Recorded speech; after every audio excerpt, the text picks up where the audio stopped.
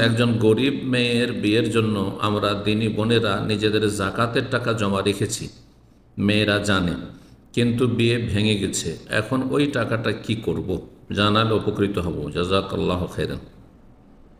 একজন গরিব মেয়ের বিয়ে শাদিতে যে খরচ রয়েছে যৌতুক ছাড়া, কারণ যৌতুক দেওয়া নেওয়া হারাম, একেবারে নিরুপায় যদি হয় মেয়ের পক্ষ, যে বিয়ে হচ্ছে না, বয়স অনেক বেশি হয়ে গেছে, সেই ক্ষেত্রে হয়তো ব্যতিক্রম হতে পারে, কিন্তু যৌতুক নেওয়া হারাম, কাবিরা গুনহা এবং বান্দার ওপর জুলম, বান্দার হক নষ্ট করা।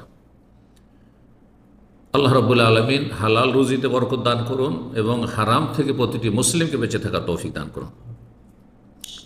তো যৌতুক বলে দেবেন না, মেয়ের বিয়ে শাদিতে দেবেন। ছেলের বিয়ে শাদিতে আরব দেশে দেওয়া রয়েছে, কারণ ছেলের খরচ হয় মূলত আরব দেশে, মেয়ের কোনো খরচ হয় না, মেয়ের পক্ষের কোনো খরচ হয় না। মেয়ের খরচ খরচা বাড়িতে আমাদের দেশে রয়েছে কিছু, যেগুলো জায়েজ। তো সেই খরচগুলির জন্য টাকা জমা করেছিলেন। এখন বিয়েটা ভেঙে গেছে, বিয়ে ভেঙে গেছে, কিন্তু বিয়ে হবে ইনশাল্লাহ।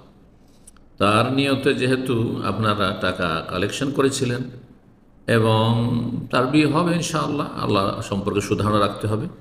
আর সে অভাবীও, সুতরাং তাকে বা তার অভিভাবককে দিয়ে দেবেন, তাকে দিয়ে দেবেন ইনশাআল্লাহ।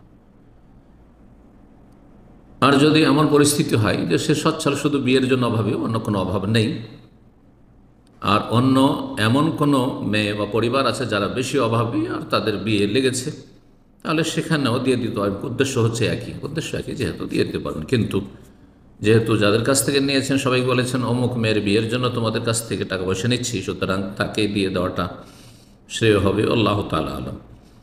2 নম্বর প্রশ্ন। আসসালামু আলাইকুম। ওয়ালাইকুম সালাম। আমার প্রশ্ন, কোনো মানুষ যদি যখনই খাবার খায় ততবার খাবার ছেড়ে দেয়, পরিমাণে কম দিলেও ছাড়বেই, আল্লাহ হেদায়েত করুন। রোজকার অভ্যাস হয়ে গেছে, বারবার বলার পরেও অপচয় করার কারণে এতে কি ওনার গুনাহ হবে? অবশ্যই গুনাহগার হবে। রিজিক নষ্ট করা জায়েজ না, কম হোক আর বেশি হোক। যত বেশি নষ্ট করবে তত বেশি গুনাহ হবে। রিজিকে বারাকা কি কমে যাবে? হ্যাঁ, অবশ্যই কমে যাবে। যে যত বেশি আল্লাহর রিজিককে নষ্ট করবে বা অপচয় করবে, অপব্যয় করবে, ছেড়ে দিবে, কিছু খেলো, কিছু ছেড়ে দিল, থালা বাসন সাফ করে খেলো না, বাটি সাফ করে খেলো না, ইত্যাদি। কিছু লোকের ফ্যাশন রয়েছে, চা খাবে তো নিচে কিছুটা রেখে দেবে, এমনিতে কোনো গর্দা নেই, তারপরে রেখে দেবে। এটা বাঙালি ট্রেডিশন, ভদ্রতা না অভদ্রতা এটি। জি, বরকত কমে যাবে। এবং আমি সহিহ মুসলিমের হাদিস রয়েছে 3796 নম্বর হাদিস, নবী সাল্লাল্লাহু আলাইহি ওয়াসাল্লাম বলছেন, তোমাদের কেউ যখন খাবার খাবে তখন যেন চেটে নেই, থালা চেটে নেই। হাত চেটে নেবেন, হাতের আঙ্গুল, থালা চেটে নেবেন, তাহলে পরিষ্কার। এমনকি তাহলে জুঠা, সামান্য একটু ঝোল হয়তো লেগে আছে, ডাল লেগে আছে হাতে, থালায়, সেটাও রাখবেন না। তাহলে যদি সামান্য জুঠা চেটে নিতে পারেন নবী সাল্লাল্লাহু আলাইহি ওয়াসাল্লাম হাতের আঙ্গুলের অথবা থালা, তাতে যদি ভাত লেগে থাকে, তাতে যদি রুটি থাকে, তাতে অন্য কোনো খাবার থাকে, সেটা ছেড়ে দেওয়া আরও বড় গুনার কাজ, অপরাধের কাজ। অপচয়কারী শয়তানের ভাই। কানু ইখওয়ানাশ শায়াতিন, ইন্নাল মুবাযযিরিনা কানু ইখওয়ানাশ শায়াতিন। জি, ওয়ালা তুসরিফু, আল্লাহ বলছেন তোমরা অপচয় অপব্যয় করো, ইন্নাল্লাহা লা ইউহিব্বুল মুসরিফিন, অপচয় অপব্যয়কারীদেরকে আল্লাহ ভালোবাসেন না। এই না করে আল্লাহ রাব্বুল আলামিন।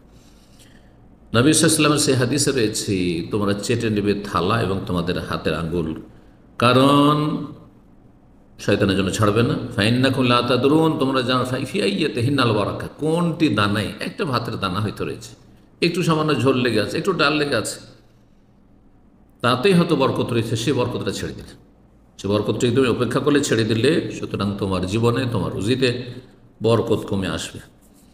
আল্লাহ রাব্বুল আলামিন দ্বীন ইসলামের পুরোপুরি পাবন্দি করা তৌফিক দান করুন।